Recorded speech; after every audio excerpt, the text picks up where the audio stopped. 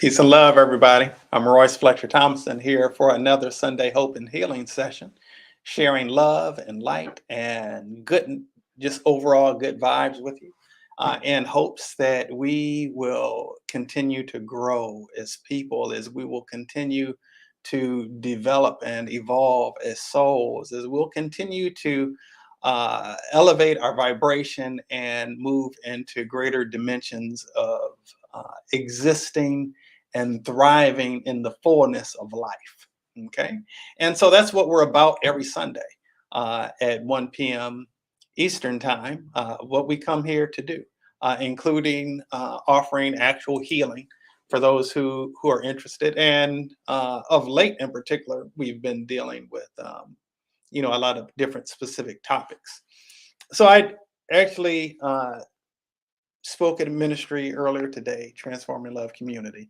The topic of that message was, and you'll see it scrolling on the bottom of the screen, what is guiding your appetite? And what we're dealing with in this Hope and Healing session, just shortly after that one ended, is we're dealing with what's guiding your appetite, part two. So we'll deal with some things that we didn't address during that time, and also maybe kind of to a degree rehashing some of the things that were shared there, because not everybody who will be receiving this message or who's on the live or catches playback on YouTube or Facebook or wherever else you might see it. If you weren't there for that message, you wouldn't necessarily have a context for some of the other things. So I'll deal with some of those things that we dealt with then now as well. And I want to just really start with that question, and I want you to answer it. What's guiding your appetite?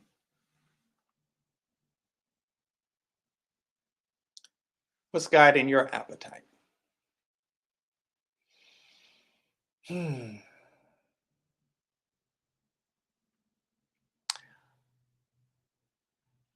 I want to let that breathe for a minute, because I want you to take a moment and actually do some soul searching, do some looking within, and determining what is it that's guiding your appetite. And by your appetite, what it is that I'm speaking to, could it include the foods that you're eating? Yes. Could it include the things that you feel drawn to? What types of things you watch on television? Yes. What kind of relationships you develop? What type of people you choose to be in relationship with, whether it's friends or romantically? Yes. The lifestyle choices that you make? Yes. All of that. All of that. What is it that sits at the core of what it is that you have a taste for? Okay. What is it for you that, and I'm asking you this question, full aware that you may very well not have the answer to the question. And the reason that you may not have the answer to the question, and you may come up with some things, but to a certain extent, a lot of us don't have the answer readily available to us because we don't really know what it is that's guiding our appetite. Because it's something buried deeply within the subconscious level of our awareness. Okay, I say subconscious because you're not consciously aware of it. And if you're not consciously aware of it, how do you give voice to it? How do you identify it if it's something that's not dwelling at the surface of your awareness? To get in touch with that, you got to go within. You got to go within. And let me say, beloved, that to a large extent, what's guiding your appetite is not what's good for you, but what's familiar to you. Not what's good for you, but what's familiar to you. There's scripture, actually in multiple places in the Bible, that talks about the sins of the father are visited upon the son from one generation to the next. In other words, the sins of one generation get passed down multiple generations. Okay. We think of, and I'm going to kind of relanguage some things. We typically think of sin as actions, behaviors. Sin is actually mindset. Sin is actually mindset. It's actually an archery term that really means missing the mark. Okay. It really just means missing the mark. And I just very recently had a bit of a revelation as it relates to this thing we call sin, or this concept of sin. Some people don't resonate with that term because it comes with so much judgment. And I want to give like a modern day term that really deals with what it actually is: brokenness. Brokenness. Anywhere that we see the word sin, we can substitute it with the word brokenness, pretty much. Okay. The things that people do that are considered sins, if you will, murdering people, cheating on your spouse, you know, stealing from folks, right? These different things that we would consider lying on people, these things that we would consider sins are things that we do coming from a place of our brokenness. Okay. But sin isn't the actual act itself. If our we're acting out the sin that is the mindset, or to put it another way, we're acting out our brokenness. We're acting out our brokenness. Our appetites are frequently based in our brokenness. I read somewhere or came across something somewhere very recently that was dealing with uh, things as it relates to relationships and how we choose relationships. And said we don't fall in love with what's good for us. We fall in love with what's familiar to us. Hmm. Now, I happen to be an incurable romantic. No shame in my game as far as that's concerned. Uh, and for me to come across this, it really struck me as very profound, and I could see a lot of truth in it. I could see a lot of truth in it. And we could put this as it relates to romantic relationships. We can use this as it relates to food choices. We could use it as it relates to the type of friends or type of people that we choose to interact with.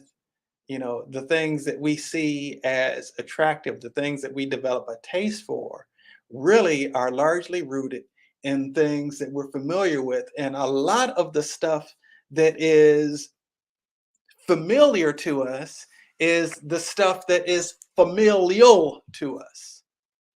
Okay. What a lot of what's familiar to us is stuff that is rooted in our upbringing and our family dynamics, some of which hopefully are wonderful, and some of which are not quite meeting the mark and are missing the mark. Okay. Areas where there's some brokenness. Broken people end up being developed. People become broken as a function of being developed by people who had brokenness within them. Okay. And then we pass down that brokenness from one generation to the next. And then it becomes this self-feeding cycle. And so I'm going to even take this a step further in terms of what's guiding your appetite. Let me ask it a different way. What is it that you're addicted to? What is it that you're addicted to? Now, listen, I'm not holding any punches today. I'm not just going to leave y'all bruised and battered or anything. We're going to bring it home in terms of some healing. But I want us to get real as we're on this path. If you are watching this, if you're one of the few people who's watching this, it's because on some level you have made a decision that you want to grow, that you want to be the best version of yourself that you can possibly be. And chances are you're still having some areas where you're learning and you're not quite getting it right all of the time. You're getting it right some of the times, but other times not quite. You have times where you can see where you've made progress, and then there are some areas where you can see that, oh, I thought I had dealt with that already. There's still something there. And so there's room for growth. There's room for improvement. There's room for maturity. And as you continue to move forth going through your process of life, you're going to continue to have opportunities for growth. The opportunity for growth is not a bad thing. It's not a thing to be feared. It's a thing to be celebrated. And as you continue to grow, some of the things that held you back just won't hold you back anymore. Some of the things that were problems for you won't be problematic for you anymore. But sometimes it takes a pruning process, having some old things cut away. Sometimes it takes, as part of our process of growing up, it takes us to the experience of maybe going through some growing pains. Any mother knows that the process of delivering a child is not pleasant, but nobody but a mother knows the joy of what it is to deliver a child, to be on the other end of that. That's something I can never know as a man because I'm never going to give birth to a child. Those things that may not be quite what we have a taste for now may, in many cases, be the things that end up blessing us the most. Of course, the flip side of that is a lot of the things that we really have a taste for now are things that end up resulting in our pain and in problems for us, right? We end up finding ourselves a lot of times repeating the same patterns, repeating the same choices, choosing to respond or react in many cases in the same way in different situations, feeling sometimes drawn to the same type of person in relationships. Okay. Sometimes find ourselves in situations where we're always feeling mismatched, whether it's in a relationship, whether it's in where you choose to live, whether it's in where you find yourself working or going to school, whatever the case might be. I certainly listen. I'm telling my own story right there. I definitely have been there with a lot of that. Okay, and so we as people going through the process of living life, doing it the best that we know how, we end up pursuing the things, we end up developing a taste or an appetite for the things that are buried deeply within our subconscious, a lot of cases based on areas where we've experienced brokenness and where that brokenness still lives. Here's the thing about brokenness doesn't want to heal. Brokenness wants to continue to persist. There's got to be a part of you that is stronger than your brokenness. There's got to be a part of you that desires to grow, to be whole more than that part of your brokenness, more than you want to hang on to that part of your brokenness. And so the things that you have a taste for, and a lot of things that we have a taste for, we know aren't good for us. Let's just tell the truth. Let's just tell the truth. A lot of the things that we have a taste for, deep down inside, we and maybe very consciously aware that that's not good for us. Okay. Whether it's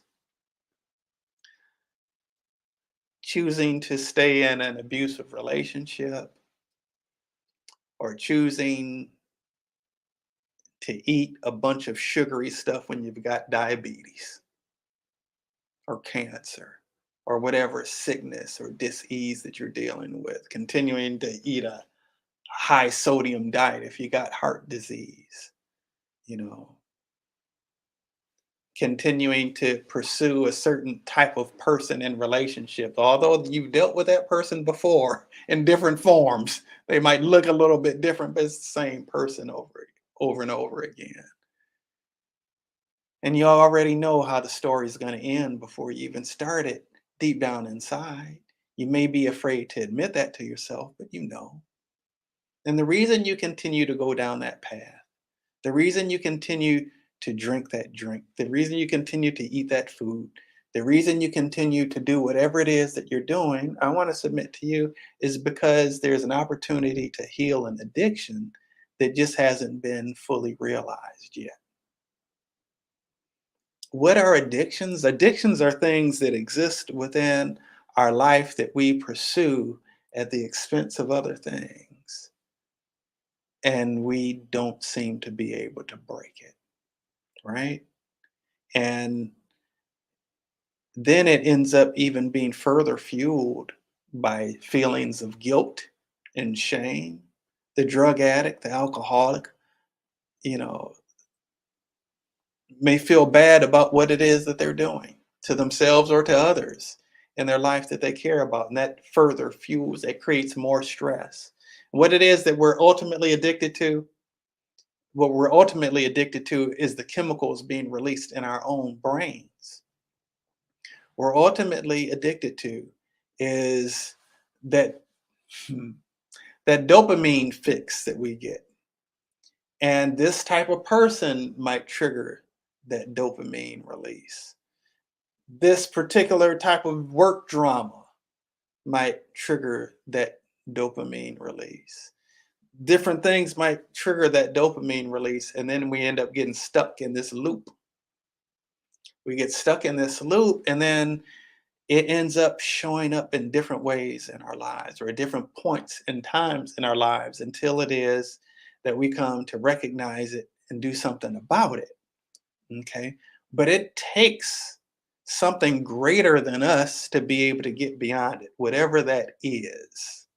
Whatever that is. You know, a reality of life is that, and I said this earlier, broken people do things that negatively impacts other people. And brokenness that you experience is a result of things that were a function of other people's brokenness that's been kind of delivered into your lap. Maybe it was a parent that didn't show up, a parent that did not consciously choose to be in your life. Maybe a parent that wasn't emotionally available, right? Remember what I said, what's familiar is usually what's familial. Okay. What we're familiar with, we end up getting in situations where we were trauma bonded or we're acting out of our trauma bonds, trauma that we had experienced in the past that had been unresolved issues, brokenness in the past. You didn't have to do anything wrong for that brokenness to exist, but the brokenness is still inside of you, existing inside of you. And you're experiencing the bitter taste of that brokenness. Okay. And guess what? Other people deal with your brokenness too. And that ends up being passed on from one to another. And so sometimes in our brokenness, people in a state of brokenness will either have a response of victim or victimizer, of predator or of prey. And a broken person, a broken man, hmm, and I want to say for the men out there, particularly, hmm, I cannot overstate the value of a father being actively present in his child's life, whether that child is a son or whether that child is a daughter. When the father is not, there are a lot of single mother households out there. And a lot of those situations, women are raising up boys, hopefully to become men. And the reality is that, yeah, you got unfair shake. And there are mothers that are trying to play both roles. The reality is that you can't, because a woman can never show a boy how to be a man. It takes a man to show a boy how to be a man. I would say that even more so, it takes a real man to show a boy how to become a real man and how to be a real man. Okay. And in the absence of that father, and in the absence of that solid man in the mother's life, what unfortunately happens a lot of times is that mother will make a surrogate husband out of her son, which leads to him either becoming a player or a simp, either somebody who tries to dominate women or one who ends up being susceptible to being dominated by women. Both come from a place of brokenness, right? When the father is not present from the daughter tends to subconsciously choose somebody who's not going to be there. Maybe not be there emotionally, maybe somebody who's going to eventually end up leaving her. Somebody who only because daddy didn't instill an innate sense of worth in her, she may get this sense that her value is only to be found in her body. Now, I believe that the most sacred place on earth is between a woman's legs. It's the portal through which new life passes. Okay. And through which new life enters, for that matter. And I think it's critically important that every woman know her value beyond what it is that her body offers from a sexual standpoint, right? But a lot of times, what will happen is that uh, such a woman will end up being attracted to her taste. Hmm. Her taste will be the kind of guy who comes across as a ladies' man, the player, the man who all the women want because he's become skilled at manipulating, and he presents something to her that speaks to her brokenness. That speaks to her brokenness, not that speaks to her yearning for wholeness, but that speaks to her brokenness. And then he gets what it is that he needs from her or that he wants from her, and then he goes on. But the process, he'll give something that feels good and then give something that feels bad. Give something that feels good, then give some, or let me put it this way: give something that feels good and then give something that feels bad. And then have her chasing for the thing that kind of like when the drug dealer gives you that first hit for free and you're forever chasing that first experience. They're doing that to get you hooked. They're doing that to get you addicted so you can keep coming back. And the same thing happens in relationships. People can manipulate you in such a way as to have you addicted to them. Okay. And in the Christian context, it's referred to as developing a soul tie.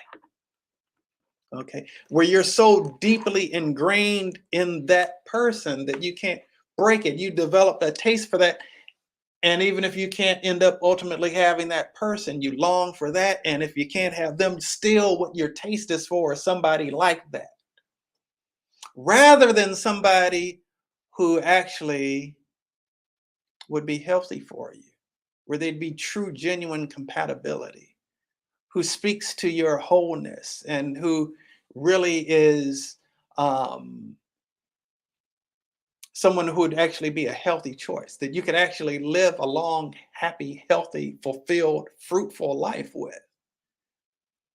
But that person may not match your taste because your taste is rooted in the addiction. Your taste is maybe rooted in the brokenness, your appetite guided by something other than that which seeks to be whole in you. And so this shows up in our dietary choices, it shows up in our relational choices, it shows up in a lot of the different things that we choose. And we don't know often that we're operating from a place of addiction, we're operating from brokenness. How do we do something different about it? How do we do something different about it? Well,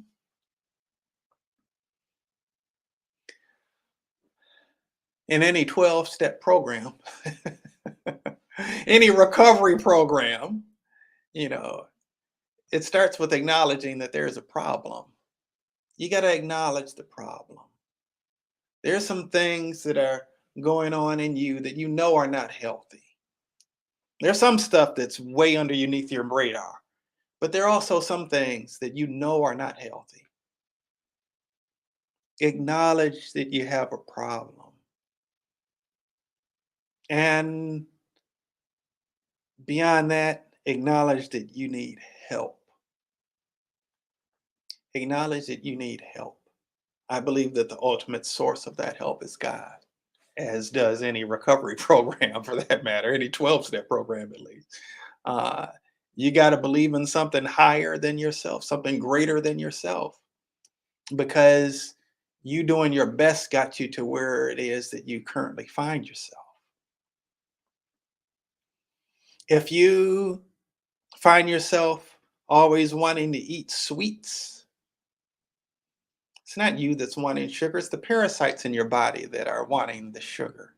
A parasite is something that feeds off of its host, not giving anything of value to the host, but only actually tearing the host down. Okay. It's wanting the sugar and it's got you thinking that you want it. And so you eat the sugar because the parasites that are sucking the life out of you want that from you. And the only way that it can get it is through you, because a parasite can't exist outside of a host. Guess what? There's some narcissistic people out there. There's some parasitic people out there. There's some toxic folk who want to feed on your energy. There's some folk who you can't share your hopes and your dreams with because they'll want to put a wet blanket on them because they're not in touch with their own and they somehow feel incapable or inadequate of reaching their own. There are some people who will shame you for your light because they aren't in touch with the light that could be radiating in them. Because of the darkness that exists with them, they can't handle your light. Listen, baby, don't let anybody else dim your light. Truthfully, nobody else can dim your light. Only you can allow it to be dimmed.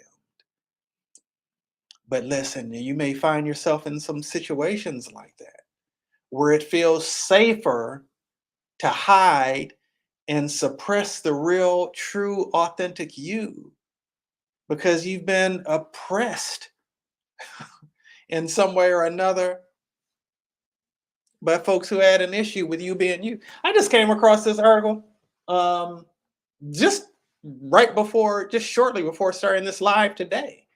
Uh, and it talked about how vegetarians are more likely to be depressed than people who are not vegetarian, than meat eaters, which I thought was interesting. I happen to be vegetarian.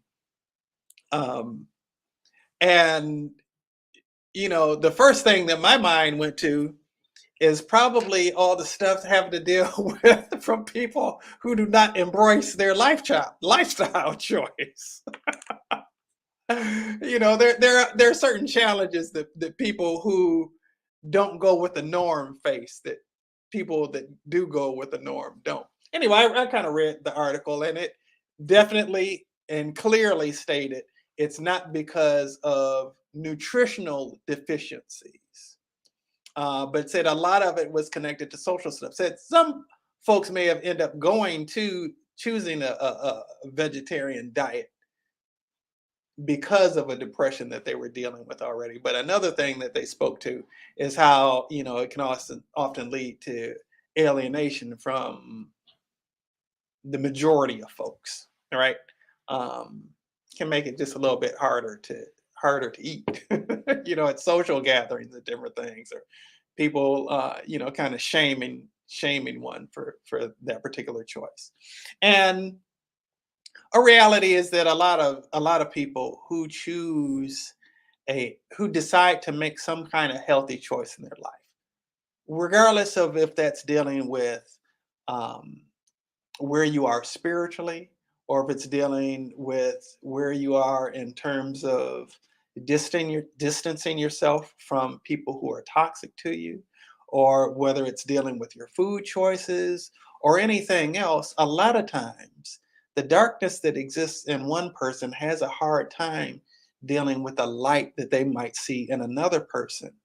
Spoken another way, it's sometimes difficult for a person in brokenness to behold the wholeness in another person without feeling threatened by that in some way. And what I want to say to you today is, one, don't be the person who's doing that to other people. And two, even if it costs you something, costs you your comfort, your temporary comfort, go for what is going to ultimately serve your highest and best good. Now, you don't always know what that's going to be, but what I do know for sure is that God does. That God does. And there's a scripture in the book of Psalms, in the 37th, no, yeah, 37th chapter, in verse 4. This talks about delighting yourself in the Lord, and that God will give you the desires of your heart. That God will give you the desires of your heart. Now, oh, listen, what is that getting at, really? Because how many times in your life have you prayed for something and then you end up getting it?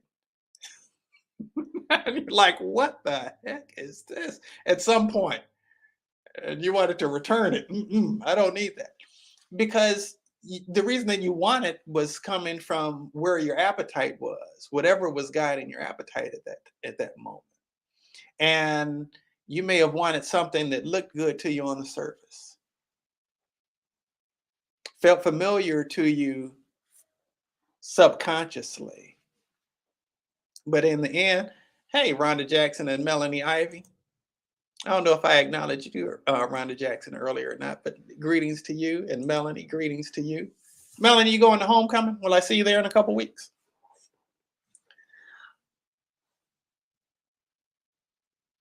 We make these decisions a lot of times not knowing why we're making them. But sometimes we recognize that certain things that are good for us aren't the thing that feels comfortable to us, because we feel safe in what's familiar, even if what's familiar pains us. And so we end up complaining about the same old stuff over and over again.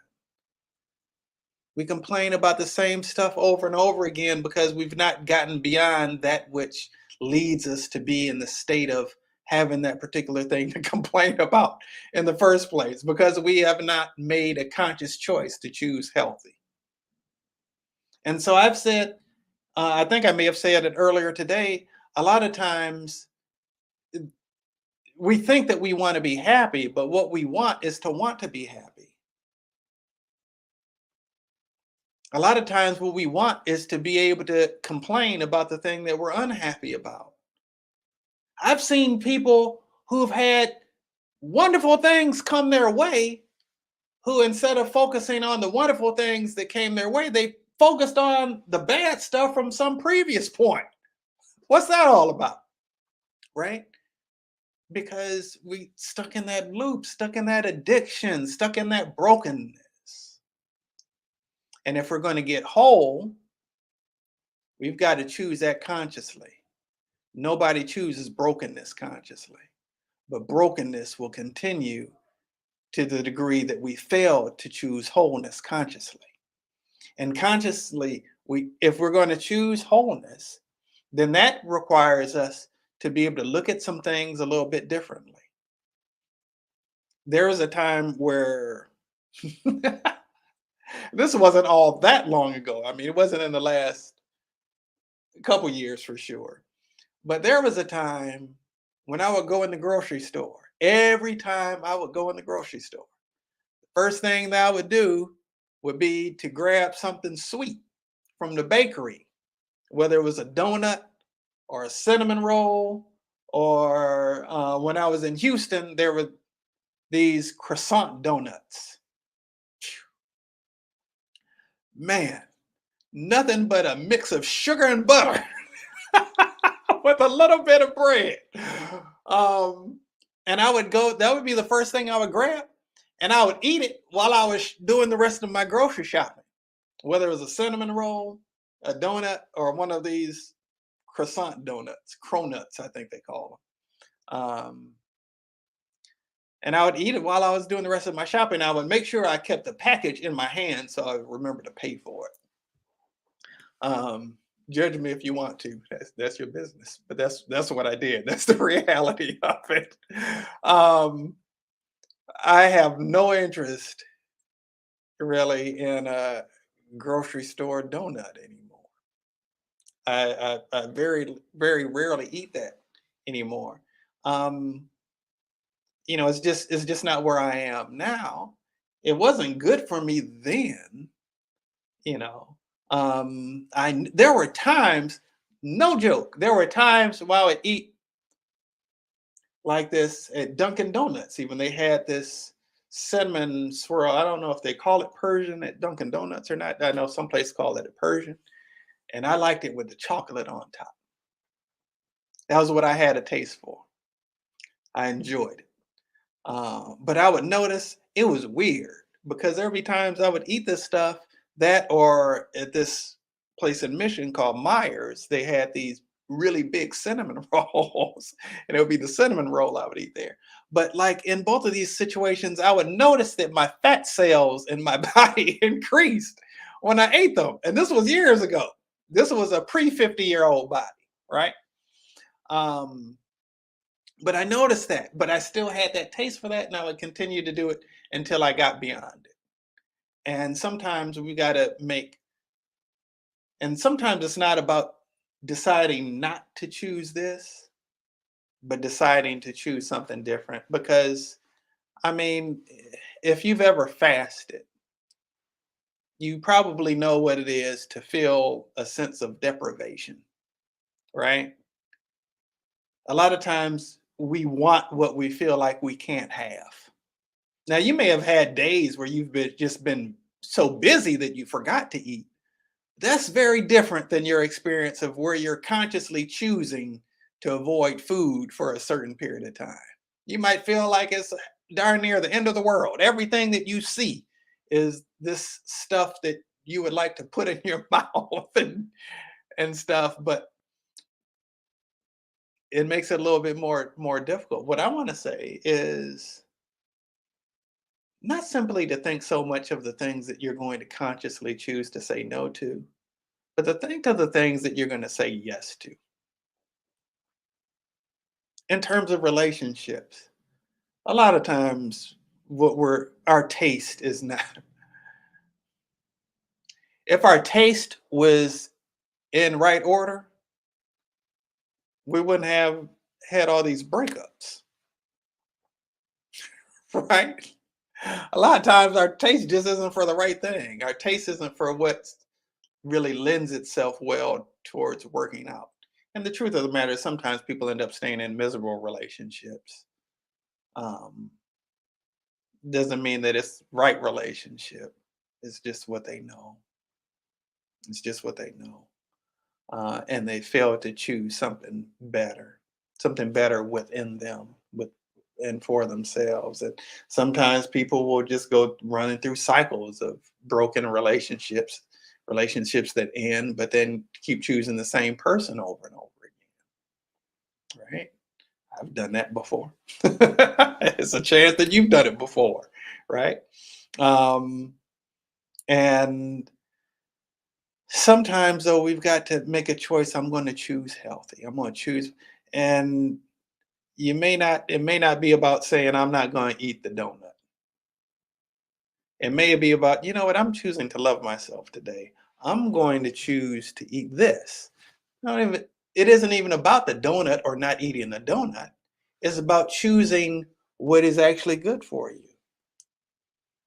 And from when you're in a toxic state, what's good for you usually isn't very appealing to you. It's boring. Whereas what's toxic, what's not good for you is exciting.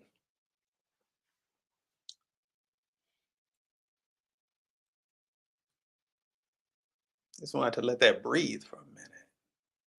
Let that kind of sink in to your thought process, right?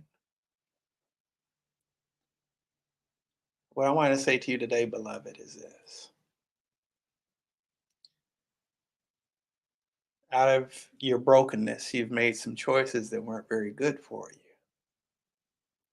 Out of your feelings of unworthiness, though you might even argue whether or not what I'm saying is true, out of your feelings of unworthiness, you chose people, situations, and life circumstances.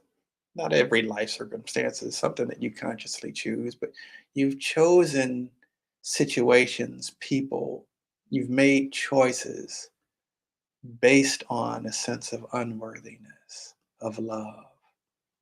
But I want you to know you are truly loved and you are worthy of love. You are worthy of all of the good that God has for you. You are. And no matter who did not choose you, no matter who did not choose you,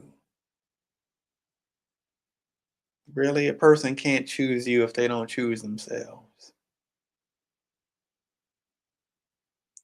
You are precious and valuable in the sight of God.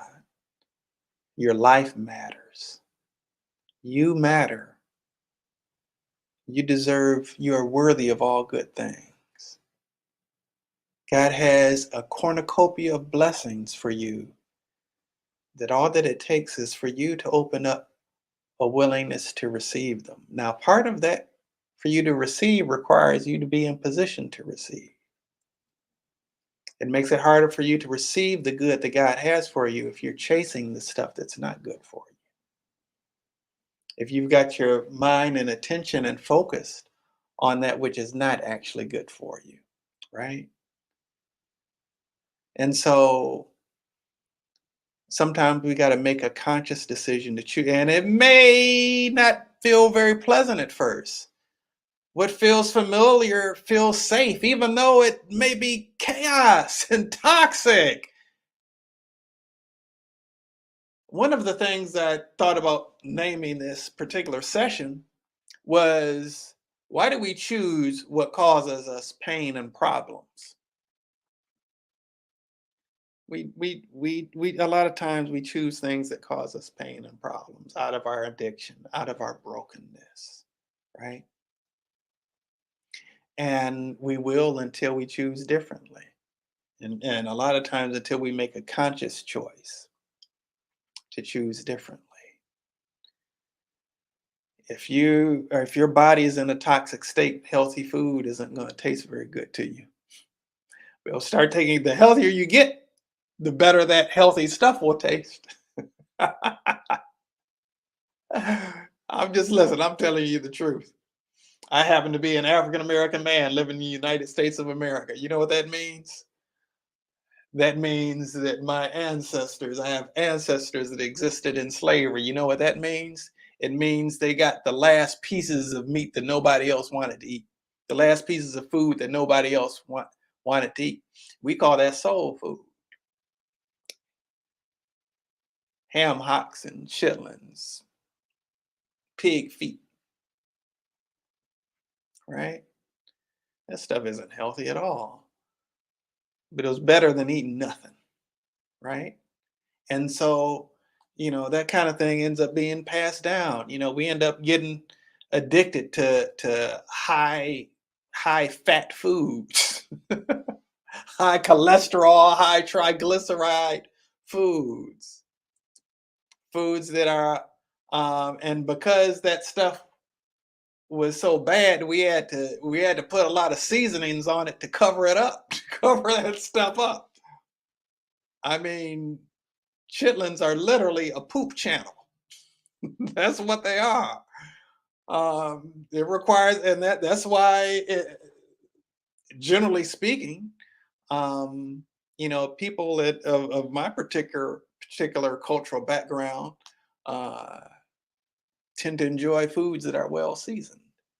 But part of what comes with that is that we sometimes use a little more salt than's needed, and that serves us well, right? And end up with hypertension, high blood pressure, heart disease. Okay. Sometimes we got to make a conscious choice to choose different. And then when we get to that healthier choice, we find that our choice changes, that our taste changes, and it lines up with that greater choice. Okay. And it may feel a little uncomfortable at first. It may feel uncomfortable at first to let go of the toxic relationship. It may feel very scary. You may feel concerned about being judged by other people. It may feel very scary to walk away from whatever other toxic lifestyle that you might have, to cut toxic people out of your life. It may feel very uncomfortable to do that, but that discomfort, I promise you, will be temporary. Promise you, will be temporary. And when you get into a healthier state, mm, you'll find that your taste changes to that which actually supports your well-being. You won't be in a place where you're constantly complaining about the stuff that you hate, or how you were mistreated, or how you weren't appreciated, or how you were done wrong, or how this stuff that's going on in your body is creating all kind of problems for you. Because when you choose healthy, your appetite becomes that which supports your well-being. What you have a taste for shifts to that which is actually good for you, right? The enemy of your soul wants to give you all kind of stuff that's pleasing to you. The enemy of your soul doesn't want withhold things that are pleasing to you. The enemy of your soul just wants to please you with things that aren't good for you. Hmm. Boy, that'll preach in itself. Ah, but there's a scripture, like I said, in the Bible, in the 37th chapter of the book of Psalms, in the fourth verse, that says, "Delight yourself in God, and God will give you the desires of your heart." I mentioned this earlier. We don't really want the desires, and we do on the surface level, but deep down inside, we really don't want the desires of our heart to be fulfilled if we're not in the right frame of mind, if we're not in a healthy space, because then we're just going to want God to take away whatever the thing was that we had wanted before.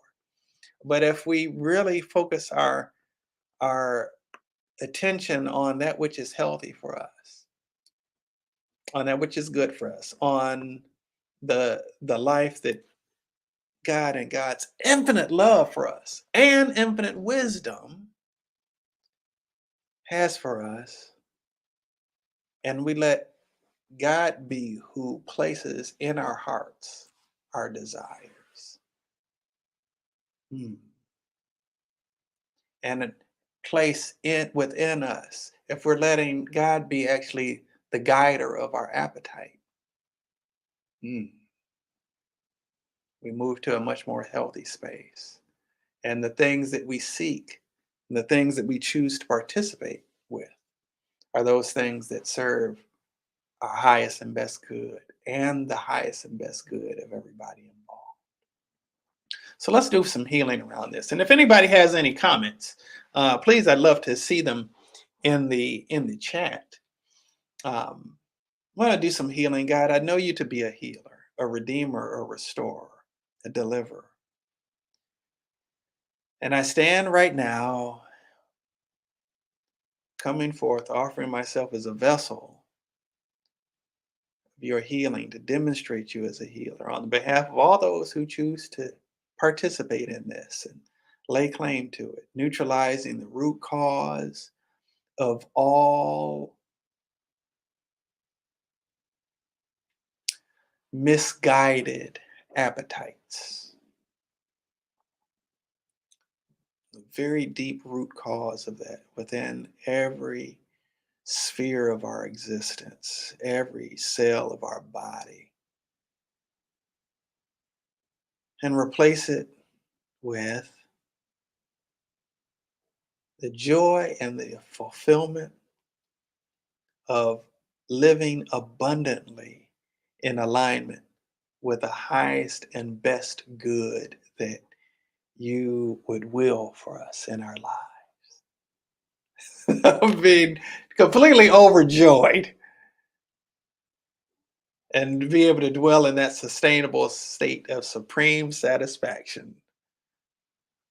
Now I bear witness to our wholeness on this date and in this time and space called now.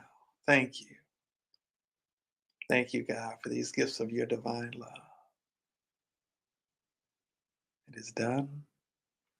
It is done. It is done. All right. And so I want to look at, let's deal with some issues of abandonment. I want to first deal with, ooh, boy, that's a big one. I want to first deal with feeling abandoned by parental figure or parental figures. Could be dad or it could be mom.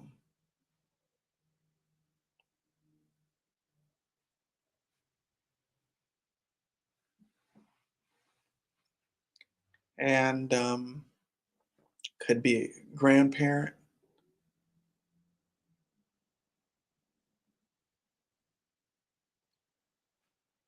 Oh, and I want to encourage you, even as I'm doing what I can on my part.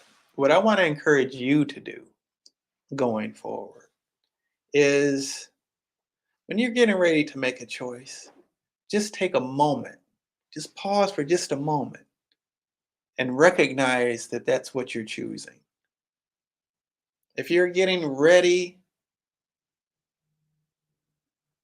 to decide that you want to eat something that you feel like is not good for you, just take a moment and recognize that that's what you're getting ready to do. If you're getting ready to make a decision that you kind of know isn't really the best thing, take a moment and recognize it. There's no temptation that presents itself to you except that which is common to folks. But for every single temptation, God grants you a way of escape, another opportunity to choose something different, something more healthy. Okay? God gives you an opportunity to choose something more healthy.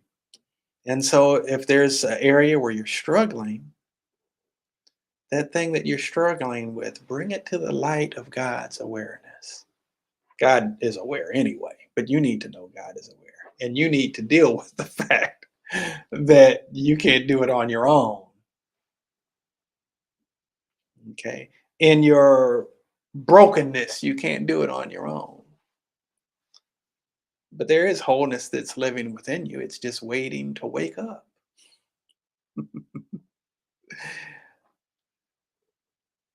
And then the areas where you're feeling pain or where you're feeling trouble or where you're feeling distressed or worried or anxious or any other low vibrational feeling,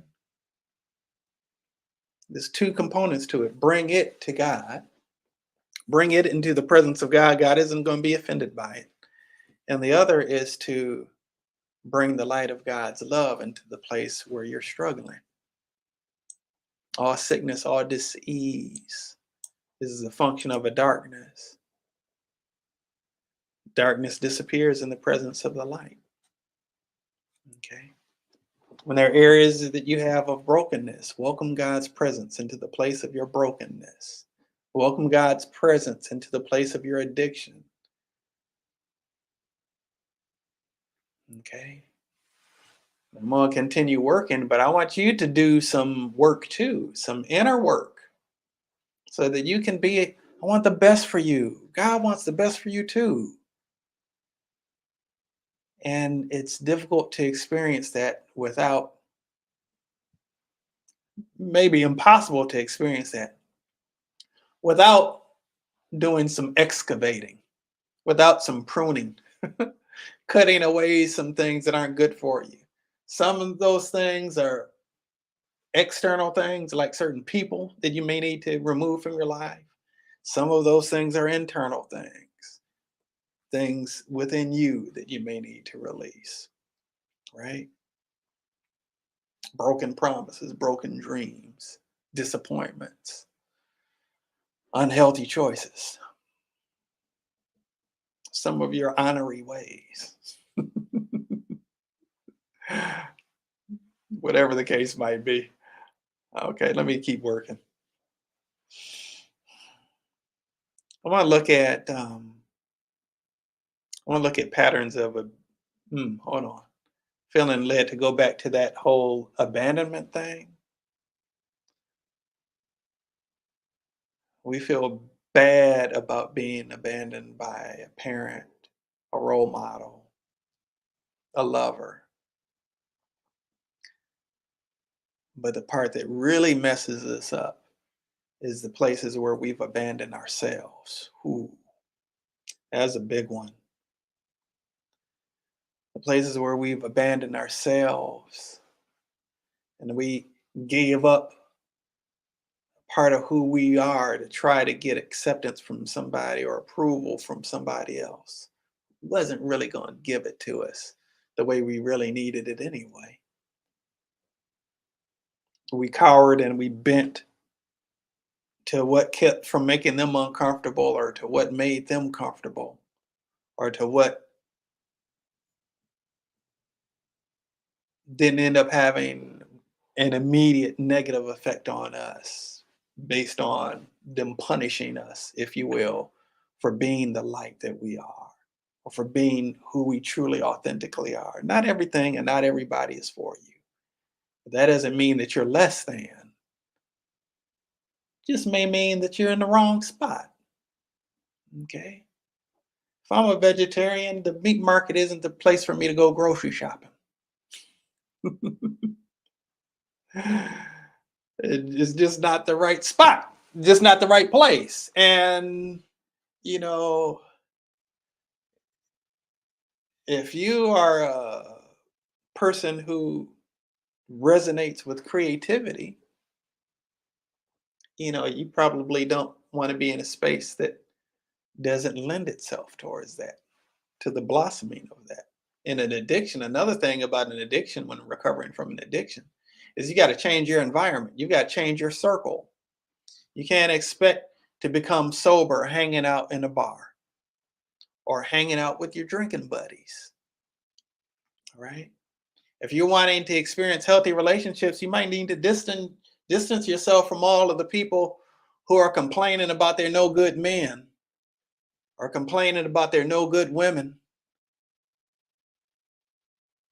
You might need to find yourself a new tribe, a new circle that supports where it is that you want to be.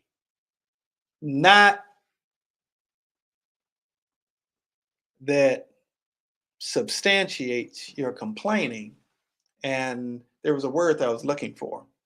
Not somebody who enables you in your dysfunction. Ooh, let's deal with that. Let's deal with that. Let's uh, first of all deal with it. Forgiving ourselves for abandoning ourselves. Let's make space in our hearts for that. Forgiving ourselves. At the end of the day, it's not really the other person that we need to forgive.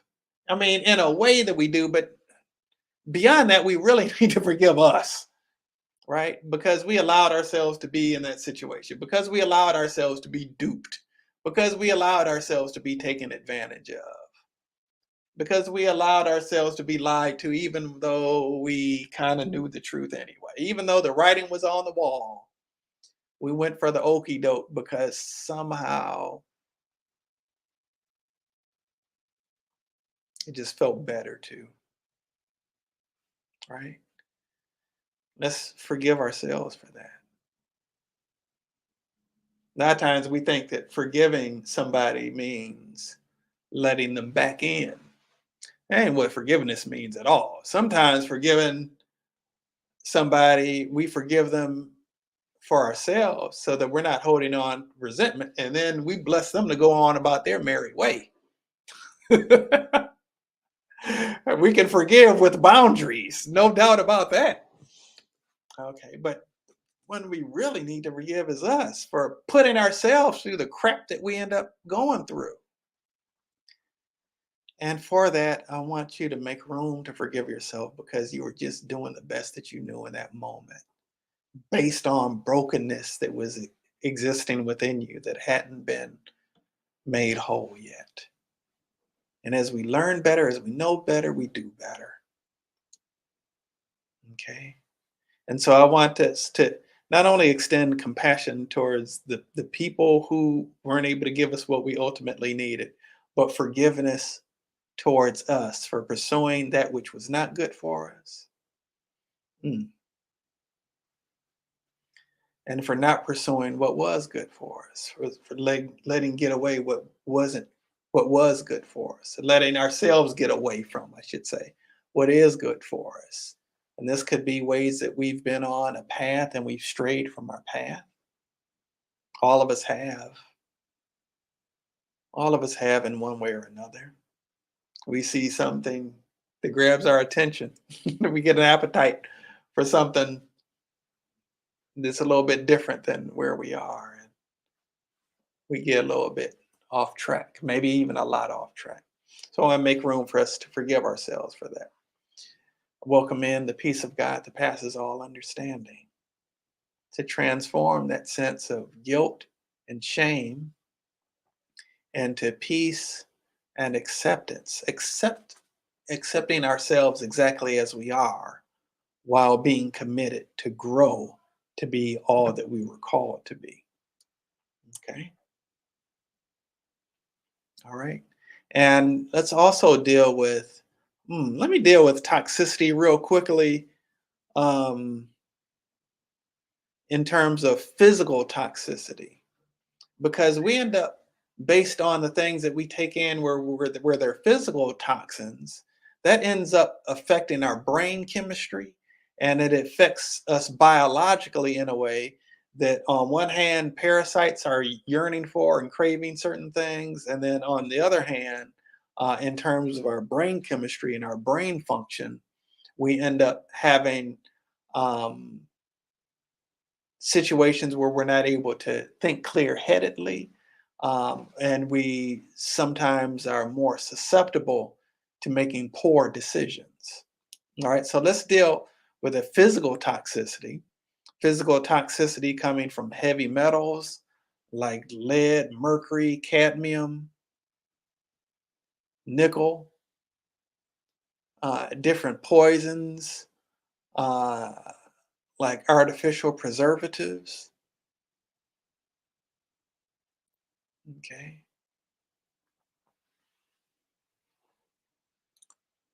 Food coloring, chemical additives, you know, to either increase shelf life, um, physical appeal, like stuff being painted and waxed and things of that nature, things to make the food grow more quickly. Okay. All that to be effortlessly cleared through our digestive tract and through our lymphatic system. Flush all that stuff out. Okay. Also, want to look at various petrochemicals in general that we might take in, that we might breathe in. Electronic toxicity from, the coming off of, the electromagnetic frequencies that may be creating some toxicity within our bodies, and certainly the emotional toxicity.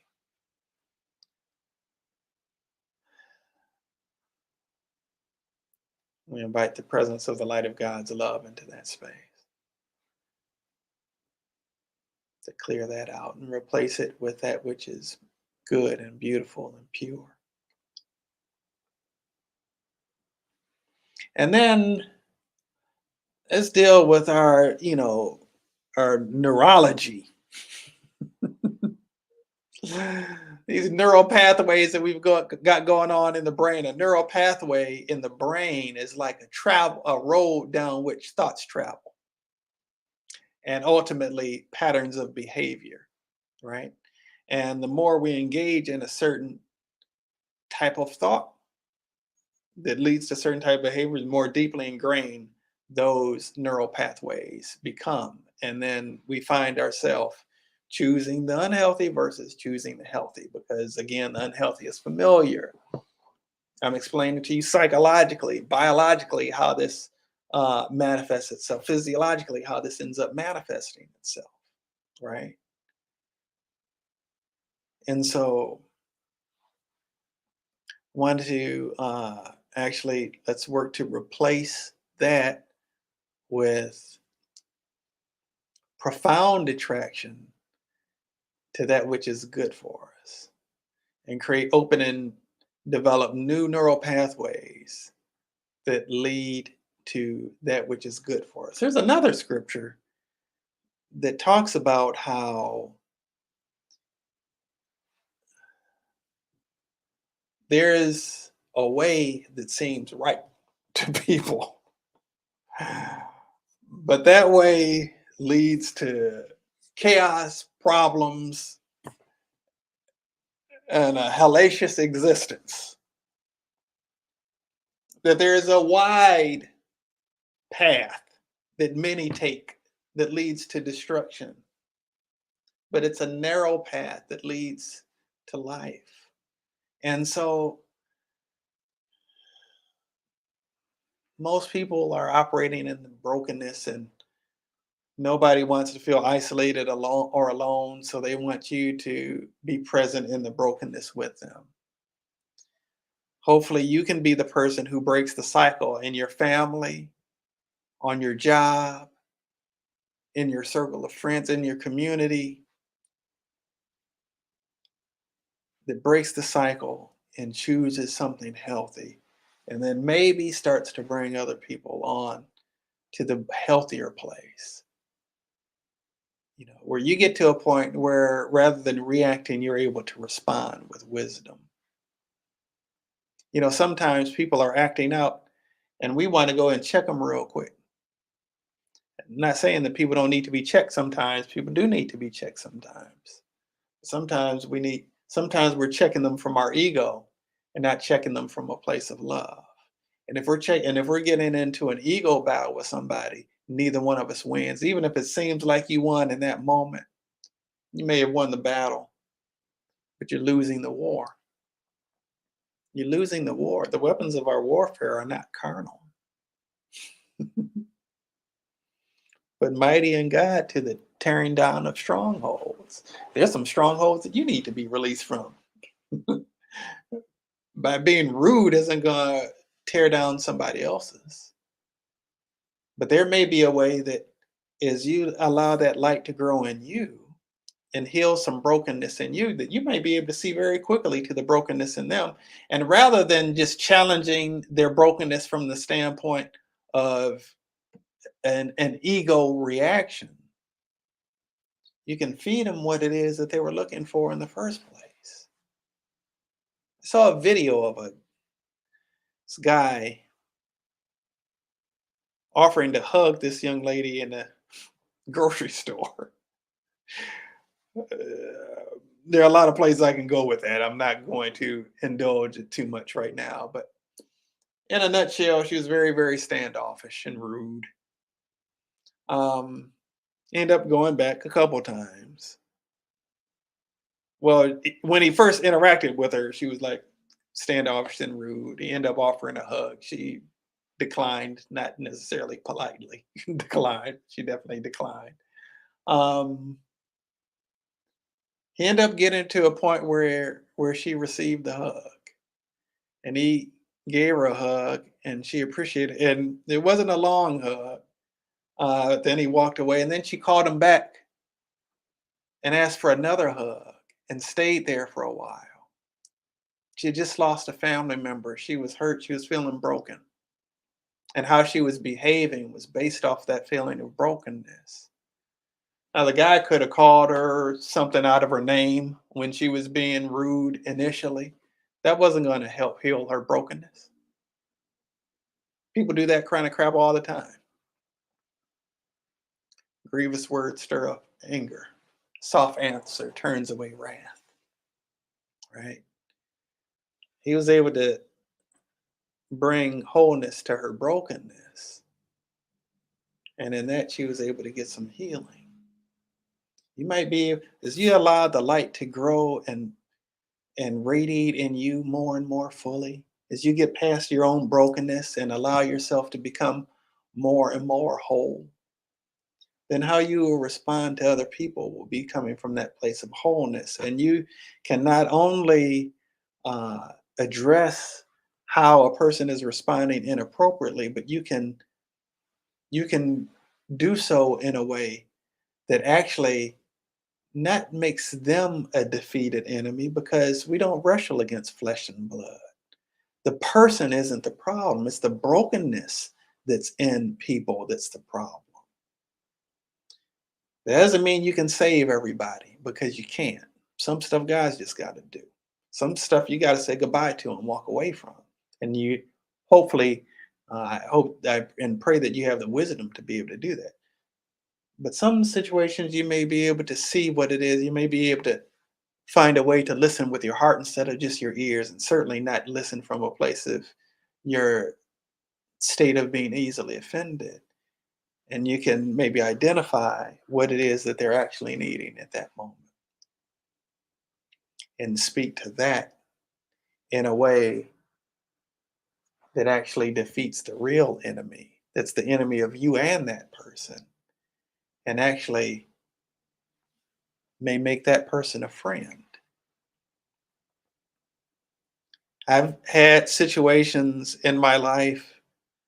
There have been times I've been blessed to some degree with a decent command of the human language. I've been able to string my words together in a way that works. Okay.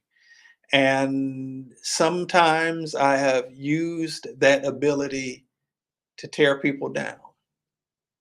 You know, I was maybe coming from an ego place. You know, there's something, it always sticks with me. In high school, there was a young lady I was dating. We ended up breaking up during my first semester in college. I was a year ahead of her. Um, and even though we were broken up, like when I came back home for the summer, she was asking me about taking her to prom. And I mean, I had been hurt because, how things had gone down and everything. Um, and I ended up telling her, you can't rekindle the wick of a candle that has nothing left but melted wax. Is it true? Yeah, it's true. Did I have to say it like that? No. Did it kind of sting for her to hear me say that? Yes. Did my ego feel good by being able to get that little bit of payback? Yeah. But that wasn't ultimately fruitful. It certainly wasn't healing. And hopefully I now I choose to respond differently. And I certainly have had some situations. Just as there have been situations where I've checked people and put them in their place, so to speak, when I felt they were responding or speaking in a way that I thought was out of line. What I'm finding more and more is that God is blessing me to actually be able to speak to what it is that that person is really needing, and able to actually shift the whole energy in the interaction to where that person who might have started off as rude ends up coming forth in a kind-hearted way. You don't know what people are dealing with.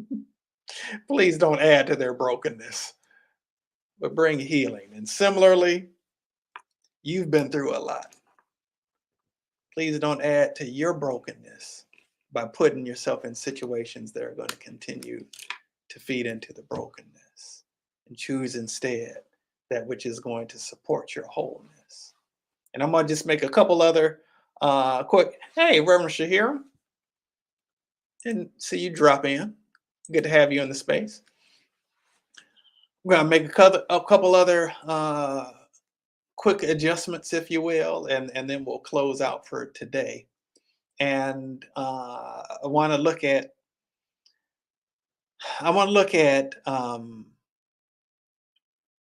really ancestral issues that existed before you were ever born.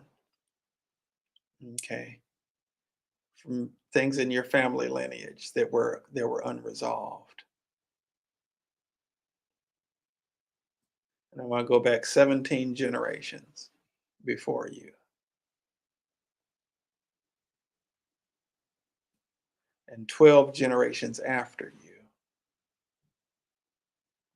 welcoming in the healing, transforming light of God's love. Okay. And I also want to deal with fetal trauma of things that you heard while you were yet in your mother's womb. Things that didn't sit right in your soul. Things that you heard.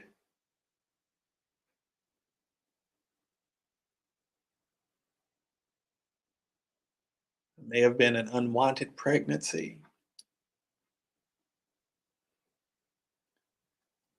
Things that you heard, things that you experienced in the womb, including physical toxicity from things that may have been consumed while you were in vitro. Okay.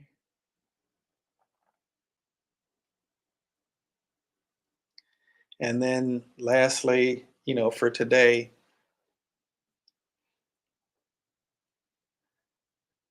let's deal with a reconfiguring of those neural pathways again, to be attracted to that which is light. Some darkness can come disguised as light, but to be attracted to what's actually the light, actual light, actual love of God that God has for you, in whatever form that might be, in terms of people, situations, circumstances, food, or anything else, to where you're attracted to what is light, that which is light, that which is sustaining, which is for your highest and your best good. And to subdue that part of you that is even resistant to that, and strengthen that part of you that chooses wholeness. All right. Lord God, I thank you for this time that we've had together today, and the healing that's taken place, and the healing that is continuing to take place as we make healthier choices. And I continue to bear witness to our wholeness on this date and in this time and space called now. Thank you. Thank you, God, for the overflowing manifestation of your love. Ashe, amen. It's done, it's done, it's done. All right, good people. That pretty much wraps us up for today. I'm going to see if I can jump on for a minute next week. Next weekend, actually going to be teaching a class, level 2 class of Transcending the Matrix, which deals with mental and emotional healing, neurological upgrading, and brain optimization. I know that's a mouthful, but we're dealing with all things related to mental and emotional well-being, okay, and upgrading the nervous system and some other stuff. Um, Level one is dealing with all physical conditions. You know, level two deals with the mental and emotional, the psychological stuff. And then there's a level three that's really dealing more specifically, purely with the spiritual. And so the level two we've got going on this weekend. So I will be teaching that during the time that I would normally go live, but as I frequently do um, on Sundays when I'm teaching, I'll probably just drop on real quick and do a little quick check in. But we're at 2:21 now, um, Eastern time. Wherever you are on the planet, know that I love you. And my love for you pales in comparison to God's love for you. I would like to think that my love for you is a function of God's love for you. Um, but God's love for you is completely pure. There's no ego, there's no brokenness in God. So that love is completely perfect and pure for you. And believe you me, I'm doing my best to get all the bad stuff out so that I too can love you as completely and as purely as any human being is capable of doing. And so until next time, peace and love.